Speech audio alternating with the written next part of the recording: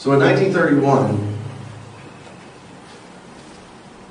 the Belgian physicist, who was also a friend of Albert Einstein and worked with Albert Einstein from time to time. I mean, this is a very intelligent man, PhD in physics, an engineer.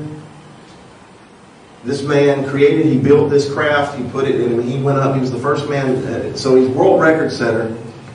Dr. Auguste Piccard, Star Trek, Jean-Luc Picard, named after him. Okay? First man to reach the stratosphere, the first man who went that high. So just a few months after his ascent to a world record height, there was an article in there, 10 miles high in an airtight balloon. Now, just so people could say that I didn't get this off the internet, I did a little research. So I went on eBay and searched for Popular Science Magazine, 1931, August edition. I found one. I paid $15 for this. It was 25 cents in 1931. Just to verify this fact, and I'm going to read this article to you. This is the testimony of a physicist, scientist, engineer, the first man to reach the stratosphere that height. His testimony of the shape of the earth. Can I read this to you? It's on page 23. This blew my mind, getting this. It says, a huge yellow balloon soared skyward a few weeks ago from Augsburg, Germany. Instead of a basket, it trailed an airtight black and silver aluminum ball. Within, Professor Auguste Piccard, physicist, and Charles Kepler aimed to explore the air 50,000 feet up. 17 hours later, after being given up for dead, they returned safely from an estimated height of more than 52,000 feet, almost 10 miles, shattering every aircraft altitude record through copper-colored, then bluish haze. Here's what he said. It seemed a flat disc with upturned edge. Now this is 1931, before NASA. Before they decided they were going to lie to us, before they conspired worldwide to lie.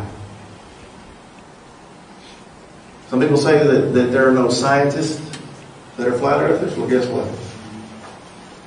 He told you what he saw. What is this magazine?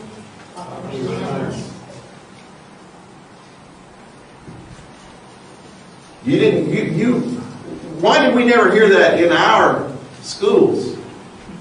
I never heard of this man. Nearly 80 years ago, on May the 27th, 1931, the Swiss physicist Auguste Piccard took off from Augsburg, Germany in a pressurized aluminum capsule attached to a large hydrogen balloon. He was a gentleman scientist, a polymath, but he was also prepared to get into this tiny thing and shoot up into the stratosphere. Scientists don't do those sort of things these days. They don't theorize, design, build, and then execute the whole operation themselves. It's a bit like Einstein getting into Apollo 13 or something. Quite unheard of, and I suspect those days are over with. But he was an honest man, and he was the first man into low Earth orbit, and he told what he saw.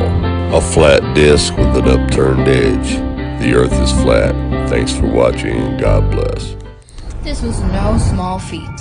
Before the advent of modern-day NASA, before the internet, before the moon landings, a man took the true giant step, a serious leap for mankind. And yet there is no mention of him in our history books. I wonder why. Some of them are our true unsung heroes indeed.